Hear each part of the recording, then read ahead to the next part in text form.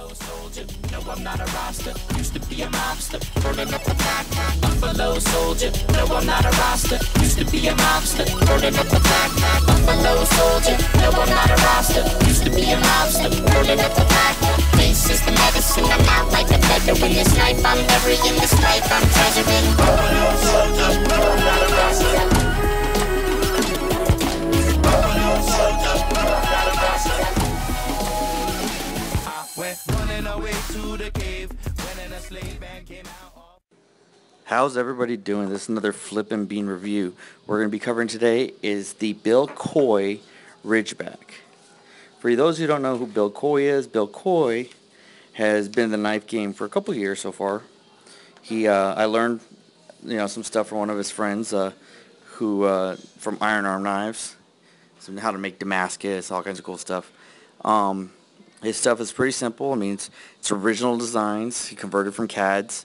Had the parts cut from water jets, so there's more of a mid-tech, if anything. Hand grinds all of his bevels, with the exception of his CNC flat ground swedge on his Ridgeback. And I'll explain that in a second. Most of his knives are heat-treated. And most of his knives are professionally heat-treated.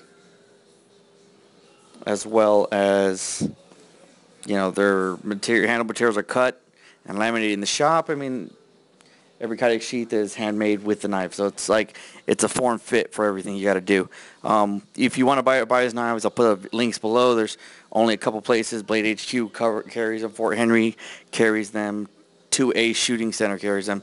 And pretty much, if you find them online, I would advise you to get them. For the cost, they're pretty handy, and they kick ass. They do things that most knives are never supposed to do, and that's a great thing. So look him up. So a little back history on him is he spent the last 23 years in healthcare. He was a paramedic, an RN.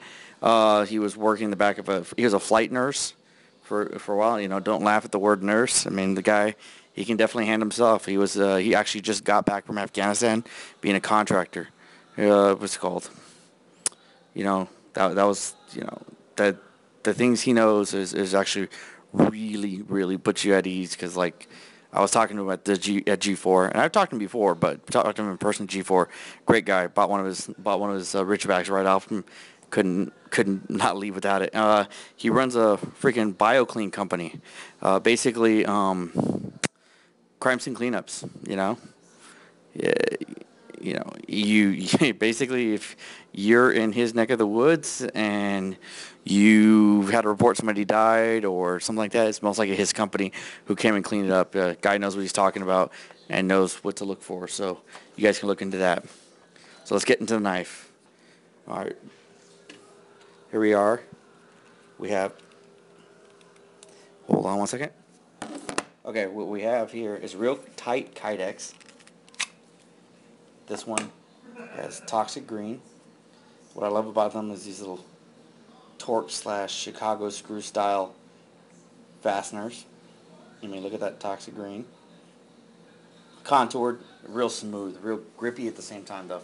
And smooth in the sense that there's no hot spots. It melds in there. So what you're looking at here is about 6.5 inches, a 3 1/4 blade, freaking 5/32 of 154 cm, all stone washed. Let's see. He dates his blades. His earlier ones were all 440C. These go for about $225 on the market when you can find them. Steel stamp. So when you can find them, it's a real small knife, 3-finger belt knife, perfect for everyday carry. I carry mine in my front of my belt horizontally from my right hand side. So I mean, it's real natural in the hand.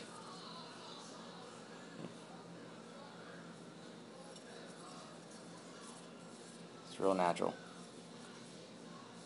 Downward Bacall style. Forward thrusting. Outward edge.